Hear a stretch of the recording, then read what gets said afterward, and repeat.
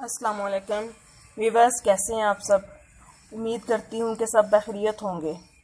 आज हम जिस प्लांट पे बात करेंगे वो है दुरंटा प्लांट। इसको हेज के तौर पे लगाया जाता है। उर्दू और पंजाबी में इसे बाड़ भी कहा जाता है और कई इलाकों में अलियर के नाम से भी जाना जाता है। ये प्लांट चंद साल पहले मेरे पास वापडा कॉलोनी में मेरे घर के इर्द गिर्द चारों तरफ लगा हुआ था, बाउंड्री की सूरत में, जो कि बहुत खूबसूरत लगता है। और जब बाहर का मौसम शुरू होता है, हल्की हल्की गर्मी होती है, तो इस सीज़न में इस पे वाइट कलर के छोटे छोटे से फ्लावर्स लगते हैं, जो कि बहुत प्यारा लुक देते हैं, यूँ जैसे दीवार में छोटे छोटे से मोती चुने हुए हों। लेकिन फिर घर शिफ्ट करने पर अब मैंने इसको इस तरह से पॉट्स में लगाया हुआ है अपना शौक़ पूरा करने के लिए, क्योंकि टेरेस पे तो हज वगैरह हेज की सूरत में लगाना इसको बहुत मुश्किल हो जाता है, बल्कि नामुमकिन है। और ये प्लांट कई वैरायटीज़ में पाया जाता है। ये डार्क ग्रीन कलर में भी मिलता है और येलो और ग्रीन कलर में भी मिलता है। गोल्डन शेप होती है उसकी, जिसको गोल्डन हेज के नाम से भी पुकारा जाता है। ये प्लांट ग्राउंड कवर के तौर पे लगाया जाता है।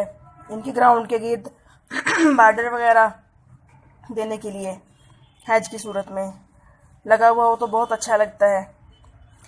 और पार्क्स वगैरह में और मुख्तलिफ सरकारी अदारों में बाहर जहाँ पे ग्रासी प्लाट्स वगैरह बने हुए होते हैं, वहाँ बाउंड्री की सूरत में लगा हुआ होता है, जो कि आम देखने में मिलता है और बहुत खूबसूरत लगता है।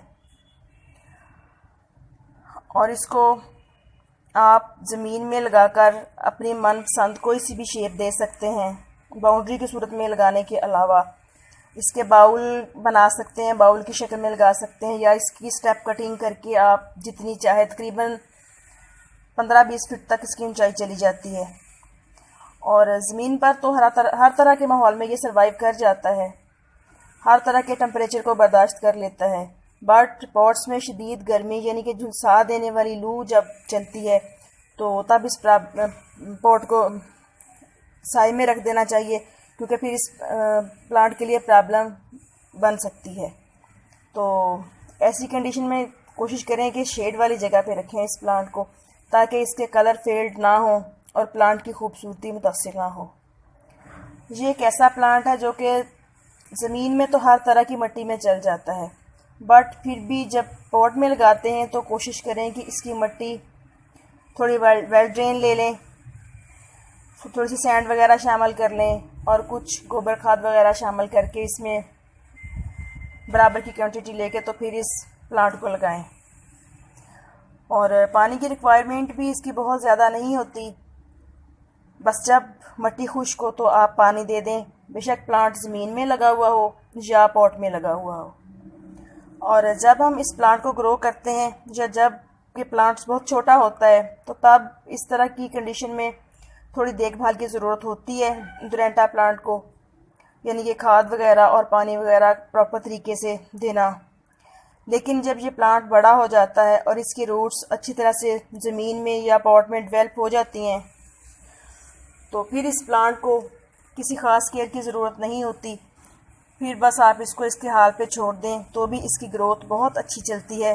बस प्रॉपर तरीके से इसकी कटिंग और प्रूनिंग वगैरह करते रहें, या जो भी आपने शेप देनी है उस लिहाज से आप इसको कट करते रहें, तो ये प्लांट बहुत अच्छा ग्रो करता है। और प्रोपोगेशन के लिए इसको कटिंग के ज़रिए हम बहुत आसानी से ग्रो कर सकते हैं। फरवरी, मार्च और साल में जो दूसरा मौसम होता है कटिंग वगैरह ग्रो करने के लिए, बरसात का, तो इन दिनों में इसकी प्रोपोगेशन आसानी से हो जाती है। आप छोटी सी कटिंग लेके तो भालू मिट्टी में लगा दें तो इजीली 20-25 दिन में इसकी रूट्स बनना शुरू हो जाएंगी और सीड के ज़रिए भी ये ग्रो हो जाता है। मेरे इस वाले प्लांट पे वाइट कलर के खूबसूरत से फूल लगते हैं, जैसा कि नज़र आ रहे हैं, बहुत छोटे छोटे से। और कुछ इसकी मज़ीद दूसरी वैरायटीज़ हैं।